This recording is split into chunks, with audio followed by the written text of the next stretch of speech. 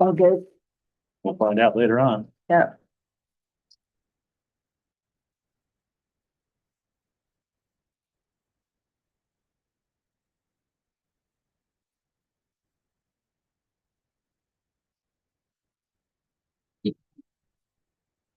We'll call the Poughkeepsie Joint Water Board September 8th meeting to order.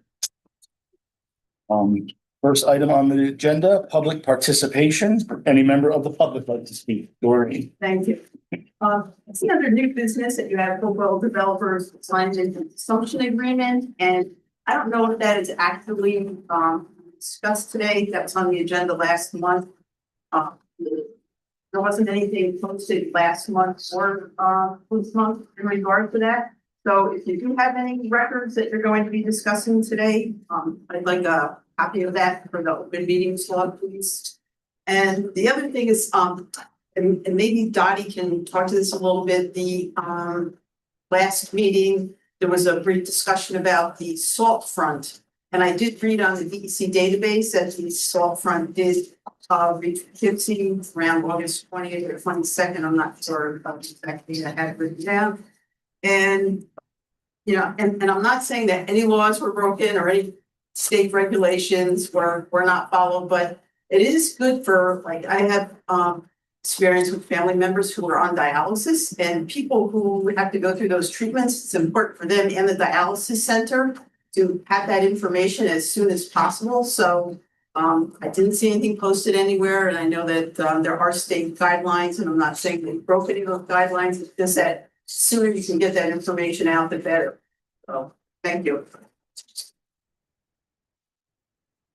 Okay, approval of July 7 minutes. Make a motion. All in favor? Aye. Any opposed? 5-0. Plant status report. Okay, Be a long one. busy month for us here. Heading this as I can. The production is high, like we are used to seeing. I did put it a little bit differently this month, so you can see what the production rates have been since 2016 each month. And same Wow. covered over and over again, but there's definitely an increase, and it's pretty consistent throughout the year, which is either something that's always happening or brings us back to a different operational change.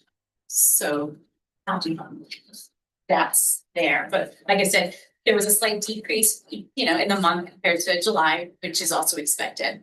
The bigger issues though is the salt front, which is upon us.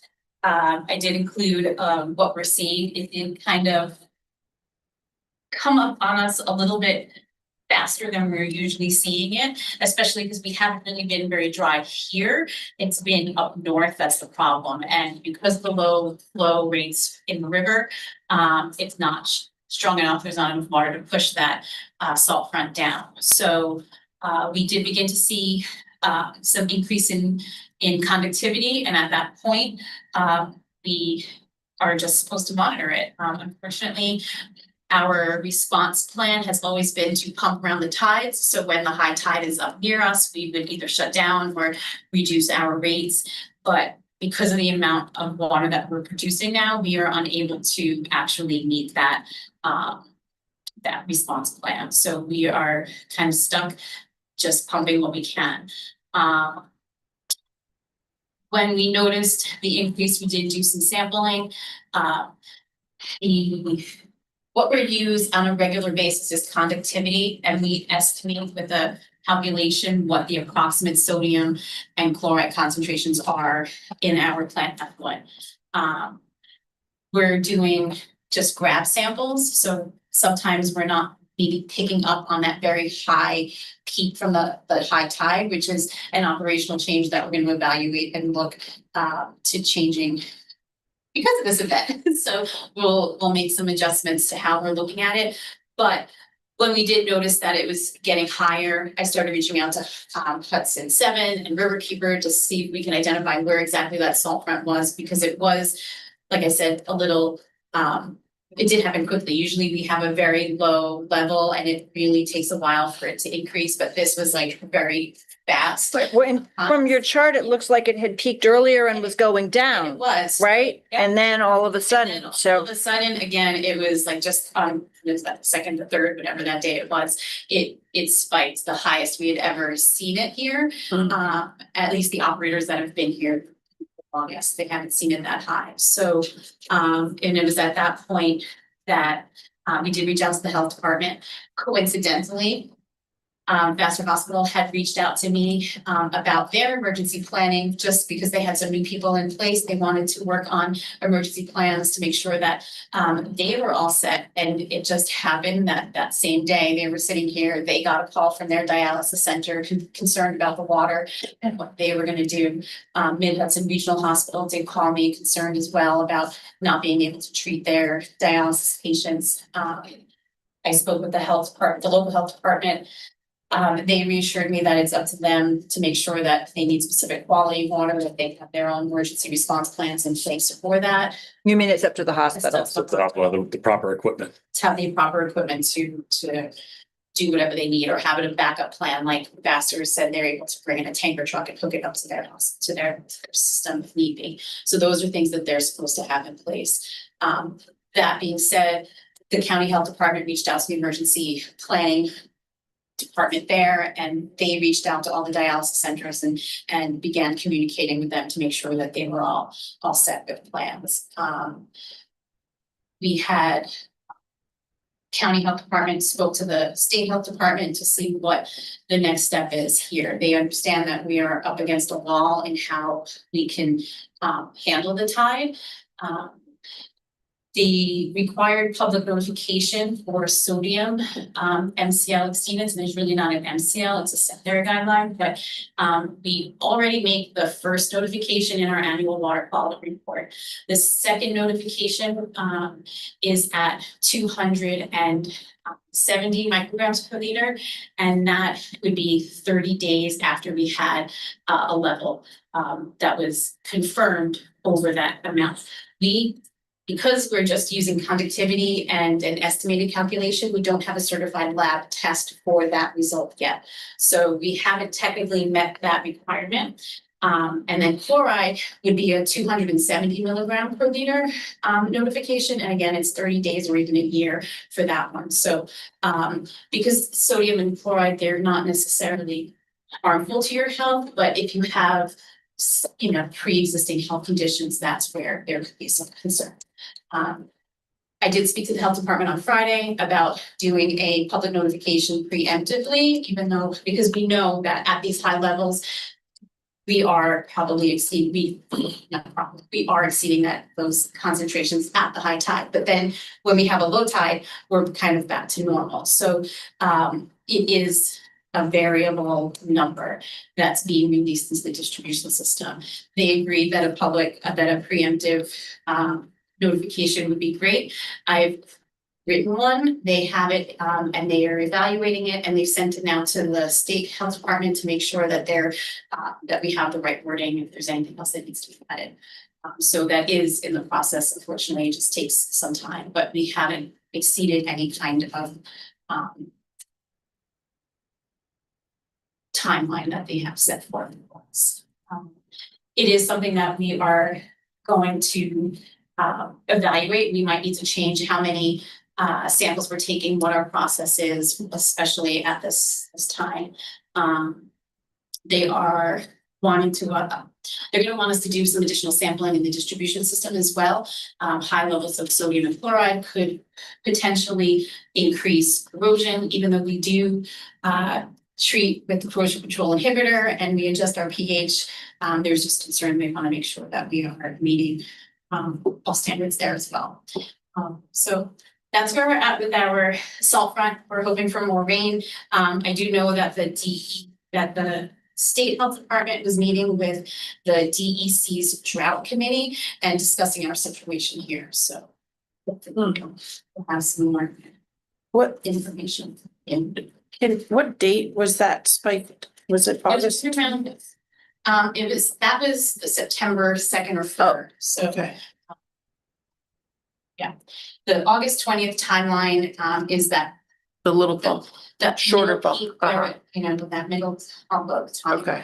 One of the things that we've been looking at, so, right around that August 20th timeline, when we started to see it get higher for us, I had reached out to Hudson 7 and Riverkeeper because I wasn't able to find out exactly where that salt front was at that time. So I was looking for more an informative location, something that we can, you know, pinpoint. Some of the USGS stations weren't reporting conductivity at that time. Something happened with software, so we weren't even able to see that. Now they've fixed those, and what I see is that when West Point starts to get really high, when we're there seeing like 8,000 conductivity units, that we're just starting to see is the conductivity rise here. So that could be something that we need to monitor more frequently so that we at least are prepared for something like this. So this did, it was a bit of a shock to us. So you said that you thought that dams, because of up further upstate, there's drought, that there may be dams up there that regularly release into the Hudson that have stopped releasing. Yeah. And at the same time, you're getting Atlantic storm surges, which is push, so you've got a lot of push coming up the river and Not enough water. not enough water coming in, and so it's a pattern that's different than you've seen before. Yes. Okay. Also, one of the, I believe, still one of the reservoirs that pushes that water down the Mohawk and then into the Hudson is Sacandaga. And Sacandaga is so low right now, it's only the first week in September, and my brother had to take his boat out. It is too low to even run your boat in the bay, so it's like sitting on the mud, so they took their boat out. I just Googled because I knew that I remember the last time I noticed that, and it was 2020, the month of September. Mhm. Yeah, so So- it was September 30th or thereabouts. Yeah. 2020 was the last time. And how long did the period did it last? I mean, essentially what we need is a lot of heavy rain, right? Yes. Upstate particularly, right?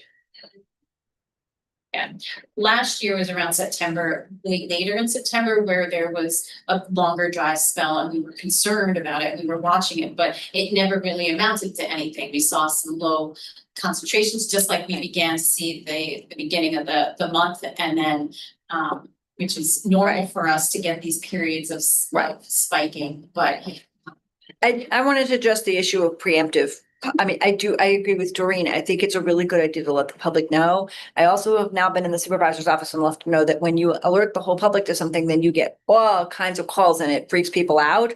But I wonder if there's a way that the salt levels could be posted daily in a way that people who do have health conditions. I mean, I think it would be, Yeah. it's good that we ought to be making a public statement. We ought to be saying, hey, everybody just be aware, salt levels are higher, filter your water if you need to, or whatever, but particularly for people who are having medical conditions, to say, if salt is an issue for you in the water, here's where you can look daily or weekly or whatever to just get a heads up on where things are. so one of my only concerns about doing something like that is that we don't have the capability to run sodium analysis here at the plant, that we have to send to a certified lab and then get that data back. It sometimes takes some time, so it's not like a fast turnaround time that we can get those numbers on a daily basis or anything like that. What does it take? I would think sodium levels are not that hard to. No, it runs on an ICP, which is, you know, a larger piece of equipment. That's the only method that's certified by EPA. I do have a sodium probe upstairs. It's very, it's not very stable, so you have to standardize it and regularly, and it's not a certified number, so. Got it. It really doesn't matter if you report it. Okay. So, I mean, I can talk to the health department about what other options we have to help notify the public, but I think this Right. is supposed to, the wording that I put in there is that during this time, you know, we can be exceeding this, you know, this level. Right. And that you want to Right. have health concerns that. It- you know, this- It seems like the hospitals are not only monitoring it and have to monitor it, but also have a list of people who they're working with, who are patients, who are the ones who most need to know. And that, and I mean, I don't want to pass the buck, but it seems like they are the one, they would be in a position to just make sure that there's awareness. Yeah, I think this is, it can open up, discussion for the emergency planning, people of the county, so that we can discuss how, if this happens again, and it is fortunately likely with our climate changing and, periods of sea level rise and things like that, that this could be a bigger problem down the road. But we can communicate and open those lines of communications to figure out what's the best way to notify the public when we have instances like this. And the hospitals do have those, smaller equipment that does do the RO to take the sodium out of it. But the lean levels were so high, it was too high for their equipment to do it. Yeah. So that it was just like locking them out basically. So when I talked to her, the Minutes Regional.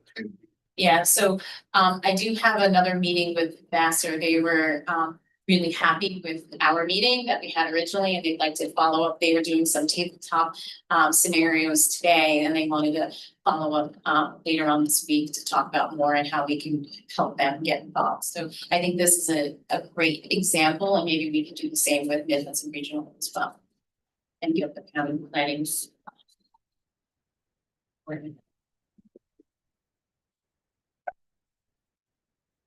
then the other big issues that we had was our low lift pump number 4 began leaking oil from the motor onto the pump. Our maintenance department, so it basically was out of service completely. We wound up pulling the pump, sent it out for evaluation and repair. It looks like it was a bearing of some sort in the motor, so that's going to be replaced. These pumps were installed not that long ago, but in the grand scheme of things, but pump number 4 had been rebuilt basically twice, I think Brian said. So it is one that was not very good to begin with. But unfortunately, this was another unexpected repair. Low lift pump number 2 is also holding on with some extra Bubble gum and duct tape. yes, bubble gum and duct tape.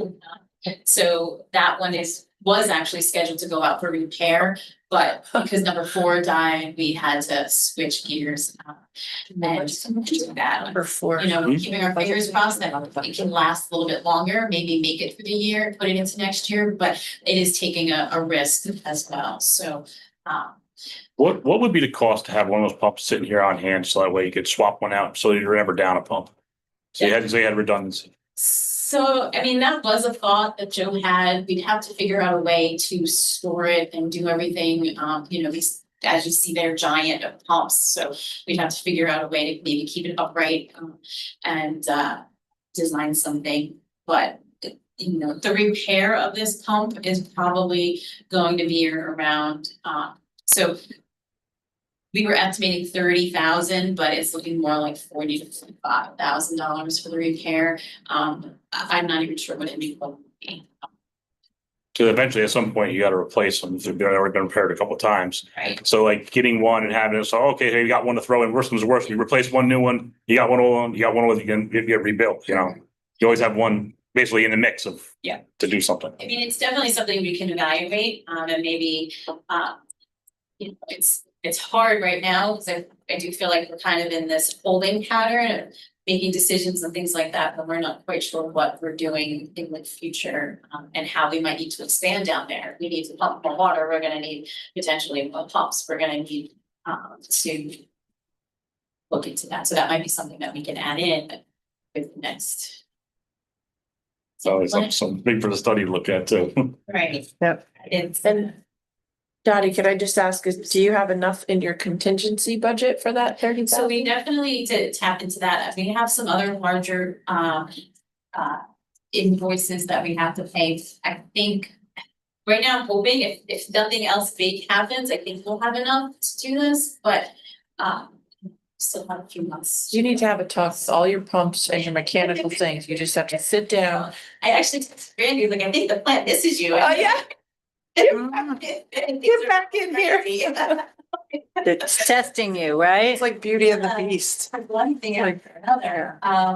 So we also had a pilot that went down, and then we do have replacement kits on hand, and then when they opened the replacement kit, it was the wrong seal size, and then we reached out to the manufacturer, and then they sent another one, and it was still the wrong size, so our guys wound up making their own, and it's worked. So that was another awful. And then we did have another shutdown because of power. And this is another issue that we do need to get resolved. Marist, so what we've been noticing is that sometimes Marist will get a blip of some way or whatever it is happening on the Marist side, and it's causing us to shut down. And we thought we kind of had our own leg of power, but that doesn't seem to be the case. So we've been trying to reach out to Central Hudson, and Brian, our maintenance supervisor, has been working with a contact there, trying to get even a meter of some sort so that we can monitor and get some readings from what is coming off the line. Because Armani is seeing issues with the quality of the energy that's coming from them as well. And it's spiking and dipping, causing issues on the controls side. So that in of itself could be an issue. It's what the cause was of our major issues last summer, where we're shut down for a month and trying to do everything manually. Armani is working with Schneider, and they have an idea, Schneider Electric, of putting variable speed drives down at the low lift. Pumps down to the low lift, but it's going to be a very big expense. He thinks that would help us with some of our power issues here at the plant, but again, it's going to be a very large investment. They're also very big, so it would take up a lot of space, and we're not sure if it's the right thing to do right now, again, prior to going into an evaluation of what our comprehensive plan should be going forward. But they do feel that there's grants and credits that can be used to pay for some of this. So they are coming on September 15th at 11 a.m. Anybody would like to come in and join here? Their thoughts is that the VFD would stop the third leg dropping, but it wouldn't help the quality of the power. Right, so. So we don't have that big whack. Right, It's just gonna come on nice and easy. right. Exactly. But like, That still doesn't help the quality though. That's still Central Hudson has to deal with it no matter what we do. Right. So we could be spending money for nothing. So one of the other good things that came out of my master hospital meeting was that they have a contact from Central Hudson as well, and Central Hudson just installed an additional line to the hospital as a just in case. So I'm hoping that maybe we can utilize that contact as well. So get home, and then your home new service right to here. That's just for you guys. dedicated for us would be beneficial. that'd be good. But That's a home run. we're gonna try to make contacts as well, but if we need to, we may need to have some additional support from the town and city to help push if need be with some letters. Yes, please do let us know, or phone calls or whatever we can do. Excellent. So overall, in quick nutshell, that's that. Okay, operating budget status. So we are 68% of the year in, about 59% of the budget spent, but we are going to have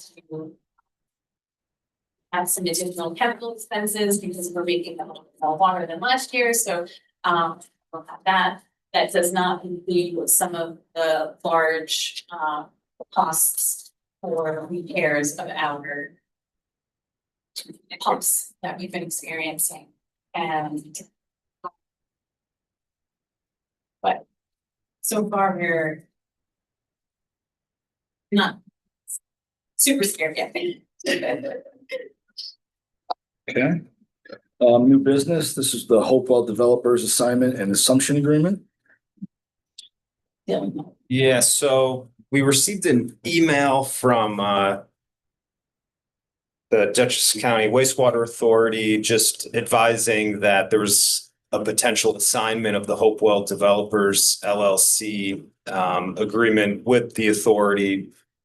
This would be to the Swart Out Water District, which was a duly formed and constituted water district in the town of East Fishkill.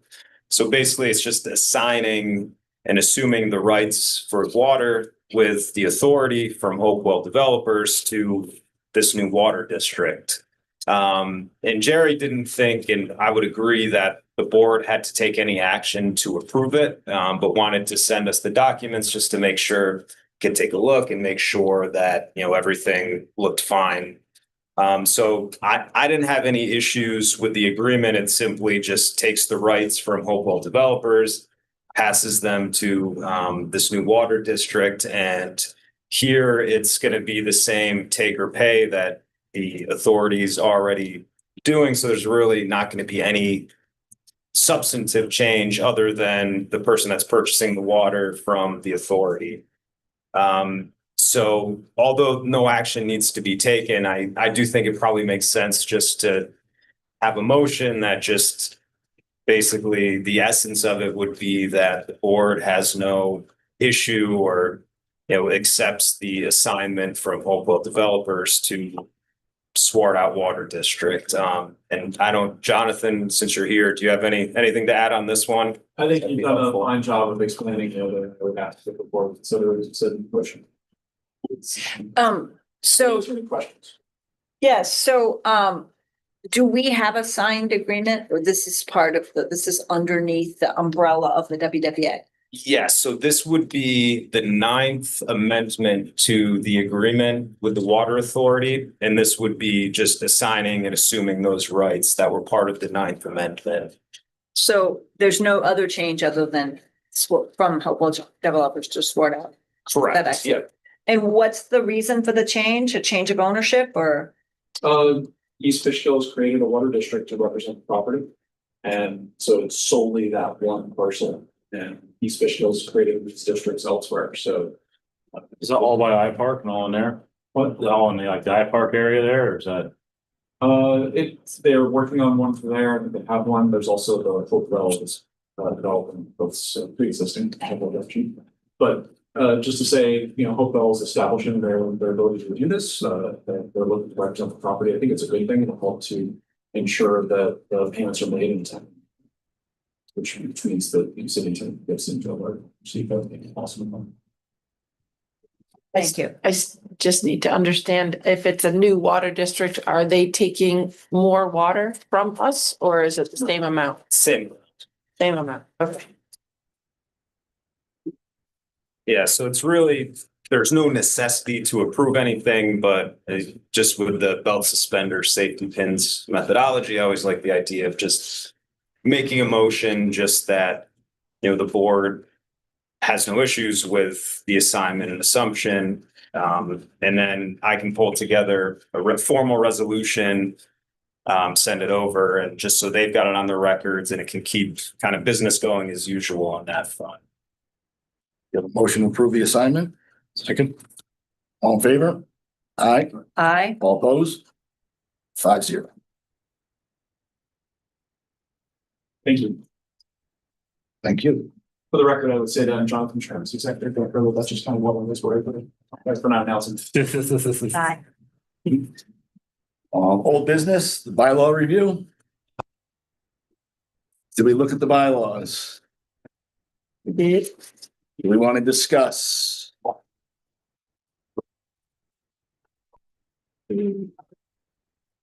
So on a related issue, the IMA committee is continuing conversations. And I think that there may be some additional or different issues we may want to flag about the bylaws as we go along. That's going to take a little while because we need Jovita from the city and Menal, the controller of the town, are gonna try to meet and do a very thorough understanding of the reconciliation processes, which means reconciliation of, financial reconciliations and also reconciliation between town, city and, all parts. We're So both in the middle of budget season, so the controllers would like to do that in October. But there are some additional issues that the IMA committee may flag just in terms of, the bylaws are being sent, we're sending back to the. Are we in any rush to modify the bylaws or to work on is there a timetable we've set for ourselves? No. We may want to set one, but we have not, to my knowledge. I think you should probably wait till the IMA stuff gets done and then you take the suggestions from that. And then, cause these bylaws are so outdated, you got to rewrite them anyway. Yeah. I mean, you're not gonna have much left of the existing.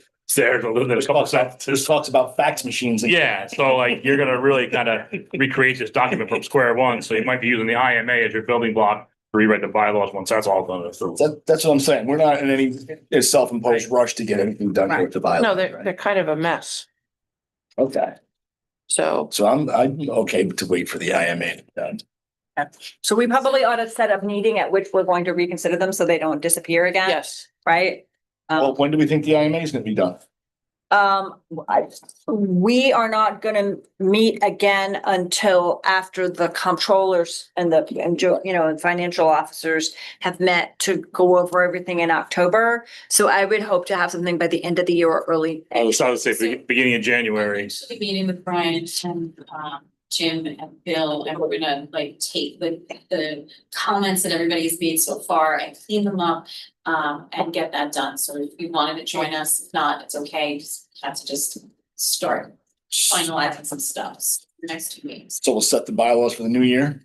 I think that's a good plan. Yeah, because once you hit the holidays, it's gonna get all turned around again anyway, so. I'm hopeful that we have something from the IMA before then, but, I just don't want, keep it on here and keep Yeah. No, pushing it on. I agree. Once again, there's a lot to Right. think about. Can I raise another old business issue? Absolutely. No, it wasn't on the agenda. Go ahead. It wasn't on the agenda. Outline our key language. Yes. So there's a paragraph that I've modified in item 6 in red. Yep. So I'm just gonna pass these out. So here's my packet. And this is for the RFQ for the study. For the study. Right. So the, Well, and that was my, writing on them, or I can send it out in Word, which I've sent out several times. So I know that up until this red paragraph, you had copies of this. Everybody got it? But based on our discussion from last month, I added item 6. Descriptions of, so. John, What? Yeah, please. Thank you. So 5 had been descriptions of performance deficiencies or problems for each unit process, including power demands, instrumentation, and controls.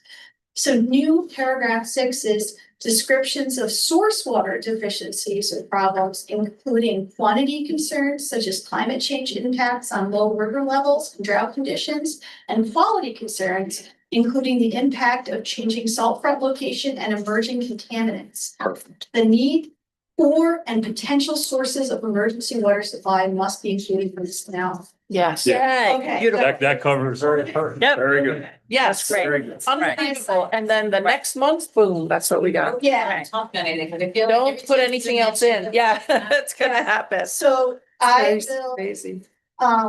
take right away, just redistribute this to everyone. And then if there's any other comments, but I think from last month, this was what we wanted to make sure. Perfect. When does this plan to go out? Once your comments are updated and all that stuff, Both the city council and the I town think board, everybody's done on it. we're all approved. All right. Ready to- Awesome. Should be ready to go. Right. Step together. Yeah, so the only thing that needs to be highlighted is the date it's gonna be due, so Yep. it's ready to go as long as everyone felt good about that. Yep, it's great. And any other comments, just email everybody so we know, but I think we'll be ready. Put a date so that I know when I can hear from you guys. We voted on This, it. yeah, Voted on it. this looks great to me here. I don't know if anybody else feels they need more time to review it again, but with that new paragraph, I think everything's covered. Do we have to concerns vote that on I it? had. So we can say we voted on it? Think you should do it, right? Yeah, Yeah, with just like an amended, so I would vote to approve the amended RFQ. It's an RFQ, right? Yes. Yeah, the yep, RFQ. RFQ, right? That's very important. Yep. Second, Any discussion? Ben? all in favor? Aye. Opposed? 5-0. Right. So just, I think everyone knows this because everyone was emailed frequently. But the VIA application has been successfully resubmitted and we have an email, and I'll make sure that gets off to everyone that confirms.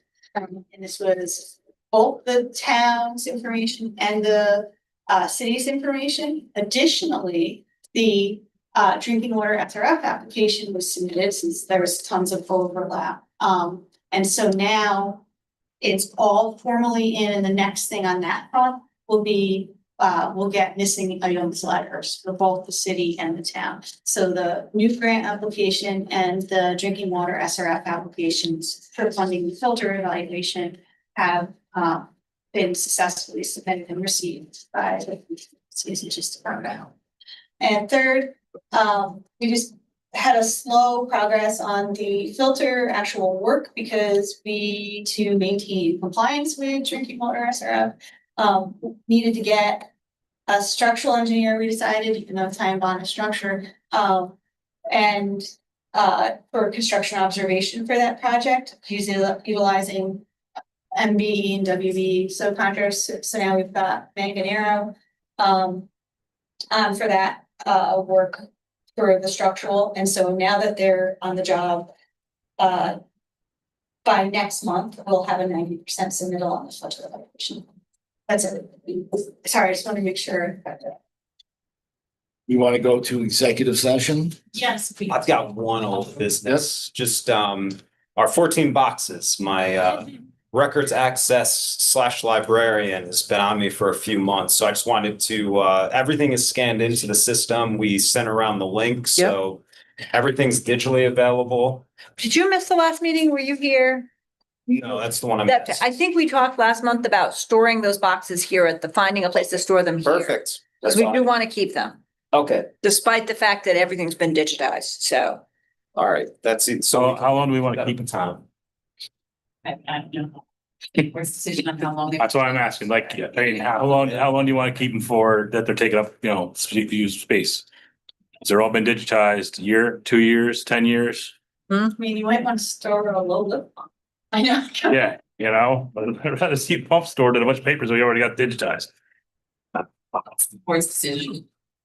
I'm good with the year. I'll make a motion for no more than 1 year. Yeah, I like that. I can say for anything in the, water world that has lead copper, we say for 12 years, everything else is like 10. So I think at that point, we'll look at some of the oldest, or newest files that might be in there. And make sure we're. There was some organization of the files too, that some of those boxes were repeated drafts and unsigned contracts of cops. So if there's a way that the parts that were, Get thinned out. they could be thinned out, that might be helpful too. So we have a motion for a year and a second. All in favor? Wait, hold on. We're year. talking about That- throwing away records after a year. That are all digitalized, that we have copies of.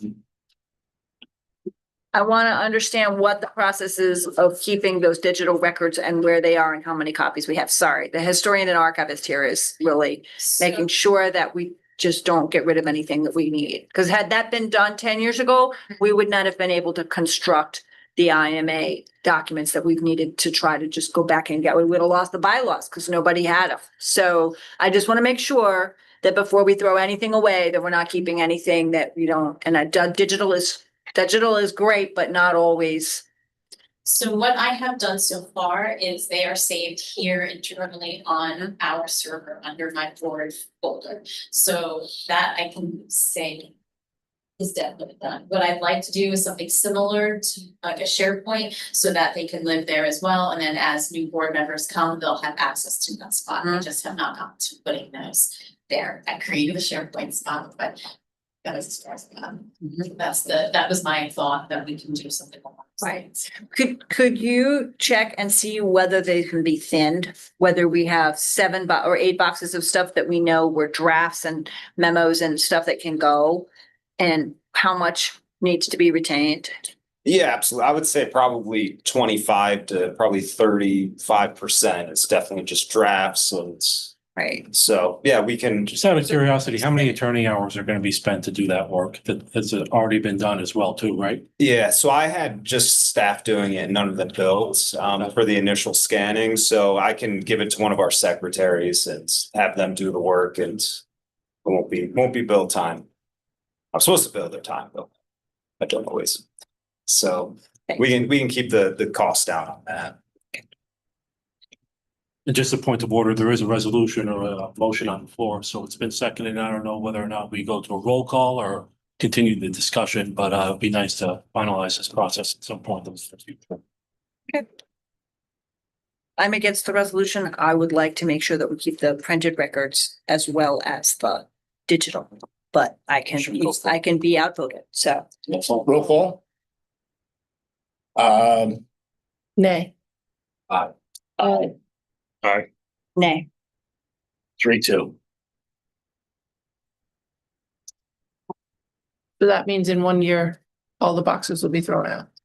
Is So that what we decided? after a year, those records that have been digitized, the water plant is authorized, the water plant or the water plant attorney is authorized to destroy those records.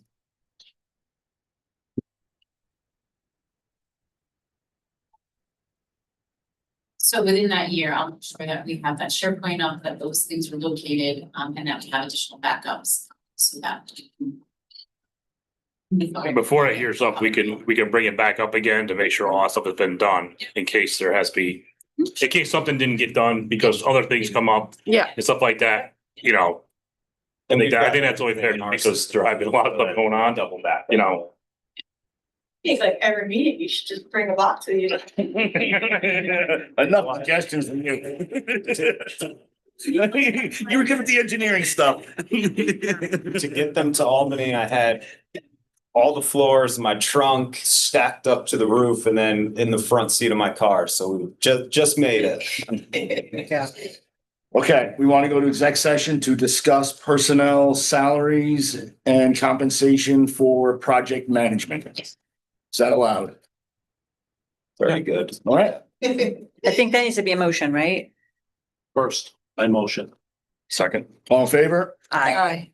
5-0 exec session. Thank you. Sorry about Yeah. that. Thank you. Have a nice afternoon. Take care. Happy rest of the day. Have a great afternoon. See you. too. See you later. Okay, yeah, I know. I knew you'd like that. Yes. Thank you. Do I have you, am I able to?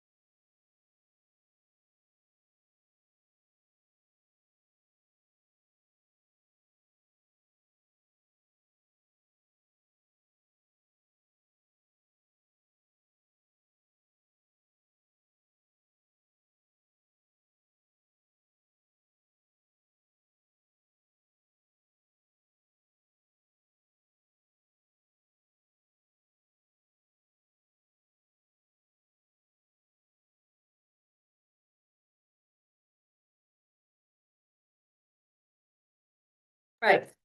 You gonna do the motion now? Are we moving to adjourn? We're Nope. back. Back in a regular session? Making a motion to come back into regular I session. make a motion to come back into regular session. Second, All in favor? Aye. Opposed? 5-0. Okay. Make a motion to conclude the meeting. second. All in favor? Aye.